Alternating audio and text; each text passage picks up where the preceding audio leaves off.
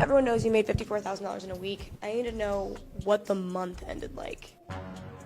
$400,000. Is that good? There has been a problem here that women are now leading in society, and this is what we see. Women are out there making $54,000 a week and $400,000 a month, while guys out there are busting their ass trying to just get by and scrape by. So this is the world we live in. Let's look at the facts and let's look why this has happened, because there's interesting lessons to unpack in the male feminine dynamic that's going on here. So first of all, I'll say to this woman where it's like, if I was a woman and I was young, it would be very hard to turn down that amount of money. I mean, $54,000 a week, $400,000 in a month is what most guys will never make that in 10 years.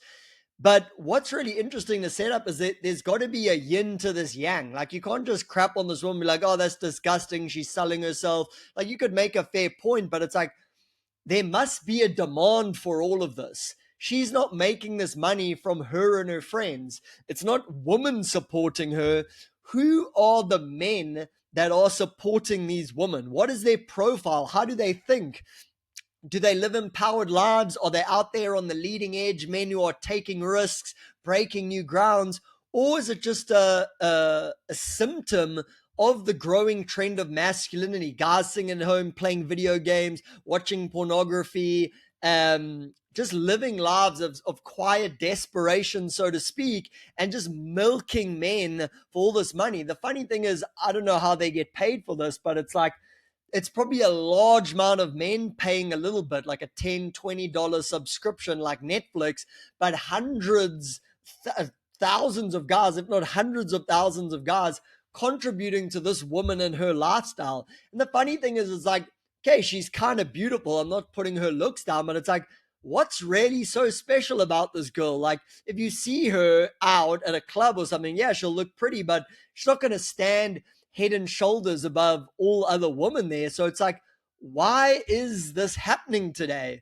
Because guys will be like, oh yeah, guys just like want sex and they see a girl and get sex. But I would actually like to counter that here, because we already have that with porn. Like, guys could go watch a girl like this getting like gang banged by like 20 dudes, and you can just get that for free at the drop of a hat.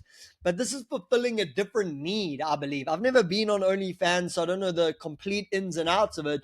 But to me, it feels more of like an emotional, connectional need. Like, again, we could watch a girl who looks like that get banged from like a sexual pleasure perspective, but that's not the only thing these men are craving. That can be part of it, but what they're really craving is connection. My understanding of it is like, when you subscribe to one of these girls, it's almost like you feel like you're in a relationship with one of them. Like, she might send you a message to all the guys, but you think it's to you, like, I just woke up this morning and I'm thinking of you. Or like sends you a little picture of her like drinking her coffee in the morning with her cleavage out and be like, wish you were here with me. So these guys in their delusional world, they're thinking like, oh, she's my girl, she cares about me, I care about her. What did you have for breakfast today? Oh my gosh, what are you reading? What new outfit did you get? And again, it's got this kind of sexual undertone, but I would say it's mainly fulfilling an emotional need that men have. It's going into that part of the brain. So this whole thing that, oh, men just want sex and that's all they care about, and they're just these disgusting things. It's like, I don't buy that at all. I think that's complete propaganda. Most guys I know and the guys I work with, it's like, yeah, they care about women. They want their woman to be emotionally satisfied and satisfied on many levels, as well as them. It's like, they don't just want this woman for sex. It's like, they actually value the emotional connection a lot. And if we look at the OnlyFans numbers, it's like they value it probably more than anything else. But yeah, to me, it's definitely a race to the bottom. I think this is where the idea of like simp culture comes in. It's like these men aren't creating these relationships with women in their real life. It's like they're plugging into this artificial thing where she's almost like, let's play a game together. It's a game of delusion. I'm gonna delude you into thinking that I actually care about you and that we actually have a connection. You're gonna keep me going by giving me $10-20 a month. I don't know if it's more. Maybe you got to pay extra if she wants to send you like a saucy pic or something. But guys are like, they're willing to buy into the delusion game. Yes, let's play it. I'm willing to pay. And I'm guessing most of the stuff is almost like a secret. It's like a shadow desire. My real desire is to go out there and connect with a real woman. But because that's too hard, that's too challenging, it's too scary, I haven't been able to figure that out. Well, the desire doesn't just evaporate, it goes into what we call a shadow desire. Your desire goes into your shadow. And most of these guys, I'm guessing, aren't like telling their friends, like, hey, I subscribed to this OnlyFans girl and like we have this cool connection. No, it's like a secret life. It's like behind closed doors. It's just me and the phone. Like nobody else in the world has to know about it. But don't ever think that there's not a lot of delusion going on in there. I don't know. Maybe they're guys that are completely like transparent about it, where they're like, yep, I know what's going on. Yeah, I give her some money a month. I know it's not like a genuine connection, but hey, this kind of works for me. It's like, imagine the fantasies and the stories they create in their head. Like, we're going to be together and she really cares about me. And like, I'm almost curious. I'd love to, if any of you guys subscribe to OnlyFans, I'd love to interview you. Not even to like put you down. I'm just curious, like, what are the stories a man tells himself in this position?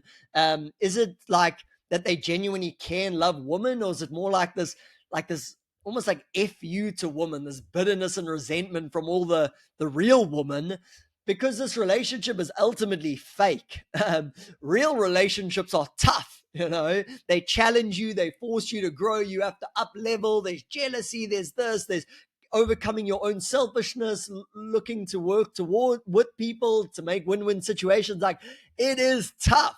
But the toughness makes it worthwhile. Where these relationships, just like the coming AI robot girlfriend relationships, it's like, it's ease. It's like she's always there and she's always wants you and she's always complimenting you. She never gives you shit. There's no realness to it. There's no challenge in the relationship. And again, it's kind of like, to me, like a weak mindset of men, and it's a human need, where it's like, oh, we just want the path of least resistance. Give me the easy, quick fix, because that's what my brain wants to do. But obviously, the quick fix in the short term creates disastrous consequences in the long term, where the difficult thing in the short term creates much better consequences in the long term. The whole delayed gratification concept. So yeah, it's really sad to see. Obviously, the reason women are making so much money on these sites is because there's men out there, supply and demand. This is capitalism, and it also shows you the value of women's sex. Like, men's sex can be valuable, but the number of men who pay for women's sex compared to the number of women who pay for men's sex, it's completely outweighed. And OnlyFans is like tapped into this part of the male psyche, where it's just completely milking all these men. And yeah, they're happily to go along with it. It's a co-conspiracy. These men aren't getting fucked over by these women. They're both playing this game.